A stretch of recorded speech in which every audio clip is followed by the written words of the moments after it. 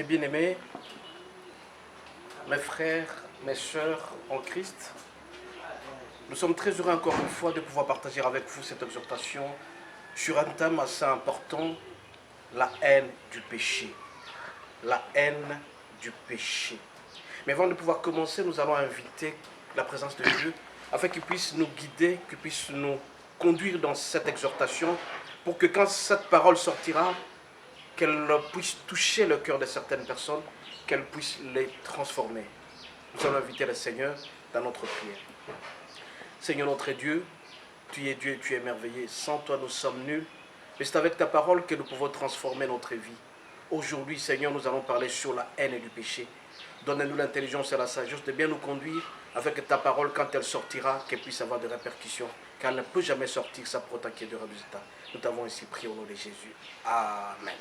Amen, amen. Amen. Mais bien aimés, nous avons annoncé notre thème portant sur la haine du péché. Ainsi donc, nous allons nous servir du passage suivant, Ésaïe 59, du 1er au 2e verset. Nous lisons au nom de Jésus. Non, la main de l'Éternel n'est pas trop courte pour sauver, ni son oreille trop dure pour entendre. Mais ce sont vos crimes qui mettent une séparation entre vous et votre Dieu. Ce sont vos péchés qui vous cassent la face et l'empêchent de vous écouter.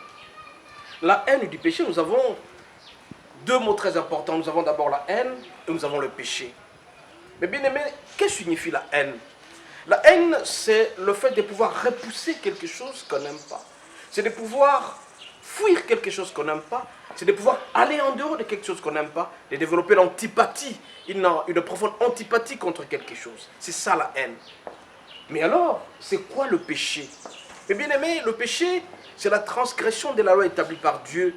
C'est faire ce qui est injuste auprès de Dieu. Faire ce qui ne plaît pas à Dieu. Alors, pourquoi nous devons avoir la haine contre le péché? Mais bien aimé, nous savons très bien que Dieu ne peut pas vivre là où il y a l'iniquité, là où il y a le péché, là où il y a des hommes qui ne respectent pas ce que veut le Seigneur.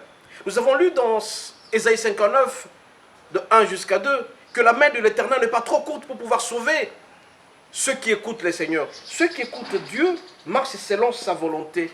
Ceux qui écoutent le Seigneur ne commettent pas d'iniquité, le péché. Nous avons plusieurs sortes de péchés. Nous avons d'abord le péché lié, bien aimé, à la parole, les péchés liés aux pensées, et puis nous avons les péchés par action. Vous savez très bien que celui qui vit dans le péché, le Seigneur ne viendra pas auprès de lui et n'aura pas bénéficié de certains avantages que Dieu établit pour lui. C'est pourquoi Dieu nous invite d'avoir une antipathie, une haine contre le péché. Parce que si vous êtes dans le péché, vous n'êtes pas en communion avec Dieu.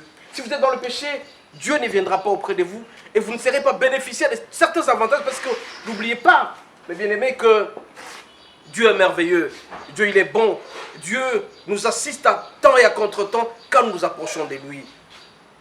Nous avons plusieurs sortes de péchés qui sont énumérés entre autres dans Galates 5 verset 19.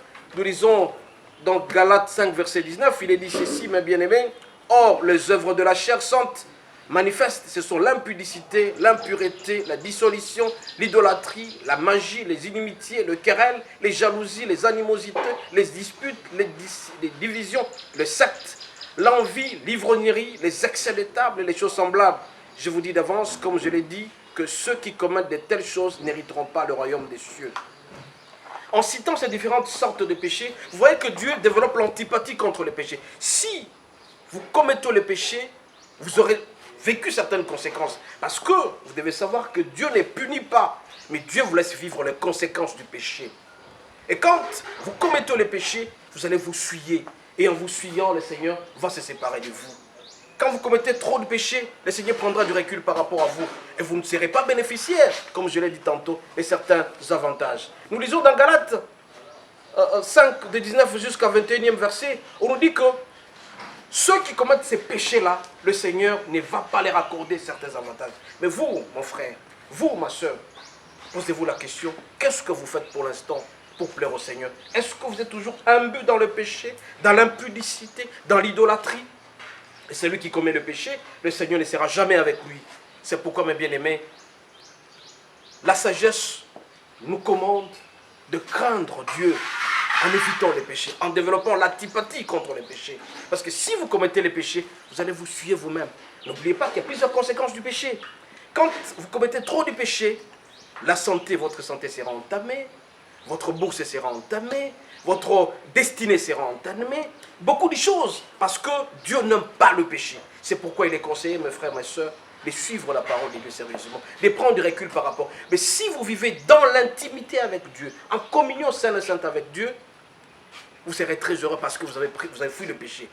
Le péché nous crée une sorte de muraille entre nous et Dieu. Le péché forme une espèce de séparation entre nous et Dieu. Et Dieu ne va pas nous écouter si nous sommes dans le péché. Mais par contre, c'est lui qui prend du recul par rapport au péché. Il respecte la parole de Dieu. Le Seigneur sera très heureux. Et à tout moment, quand vous allez évoquer la présence de Dieu, il sera avec vous. Et vous allez bénéficier de tout ce dont vous avez besoin. Dans Isaïe, il est clair qu'il faut éviter les péchés. Parce que la grâce de Dieu sera sur vous. N'oubliez pas que nous sommes grâce. Quand vous lisez dans 1 Corinthiens 15, verset 10, on dit que si nous sommes ce que nous sommes, c'est par la grâce de Dieu. Si nous marchons aujourd'hui, c'est par la grâce de Dieu. Donc nous avons cette obligation de pouvoir marcher selon la volonté de Dieu en fuyant les péchés, en développant la haine du péché. Je vous ai dit qu'il y a le péché lié à la pensée, péché lié à la parole, péché lié aux actes. Mais si vous êtes là, en train d'accepter un environnement qui risque de vous polluer, prenez un titre illustratif, les péchés liés à la pensée. C'est quand vous êtes dans un environnement qui vous favorise cette pensée-là que vous allez commettre le péché. La pornographie, la bière, n'importe quoi, les insultes, tout ça, ça fait partie de l'environnement. Et nous sommes appelés, mes frères, mes bien-aimés, à prendre du recul par rapport à ça. Et le Seigneur, qui nous aime tant, il va nous écouter, il va nous accorder l'essentiel pour notre vie. C'est pourquoi, en ce matin, nous sommes en train de parler, de vous exhorter. Je vous en supplie, de prendre du recul par rapport au péché, de garder l'intimité avec Dieu, d'éviter cette séparation avec Dieu, parce que c'est le péché qui nous sépare de l'amour de Dieu, c'est le péché qui nous crée une espèce de miraille entre nous et Dieu. La personne qui va avec Dieu, la personne qui vient au pied de Jésus, la personne qui suit ce que le Seigneur lui demande, sera un homme comblé de joie et comblé de grâce, et tous les avantages possibles. Vous n'allez pas développer la jalousie contre les autres, parce que vous êtes avec Dieu, c'est Dieu qui dépasse tout. Alors mes frères, mes bien-aimés, pour éviter la chair, nous devons faire en sorte que le moi diminue et Dieu augmente à nous. Cette augmentation de Dieu dans nous fait en sorte que le Seigneur puisse nous écouter et puisse marcher avec nous. Mes bien-aimés, c'était une exhortation ce matin et je vous en supplie encore une fois d'être heureux, de développer la haine contre le péché. Et quand vous développez la haine du péché, vous serez un homme comblé, vous serez une femme comblée, vous serez une sœur comblée parce que le Seigneur vous écoutera à tout moment quand vous allez formuler votre demande pour la réussite de votre vie. Ainsi donc, encore une fois, merci beaucoup. Nous allons prier pour que le Seigneur nous donne le Saint-Esprit, que le Saint-Esprit nous assiste de temps en temps à prendre du recul par rapport au péché afin de pouvoir réaliser ses objectifs. Seigneur notre Dieu, nous avons parlé de la haine du péché. Seuls nous sommes incapables. Mais c'est avec la présence du Saint-Esprit en nous que nous pouvons réussir à tout prix à demeurer auprès de toi. Viens auprès de nous, Seigneur Jésus. Que ta présence se fasse manifester dans tout ce que nous allons faire.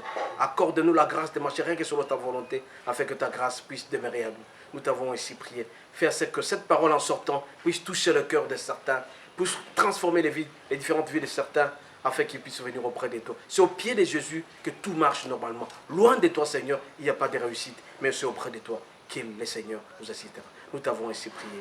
Amen. Encore une fois, merci beaucoup.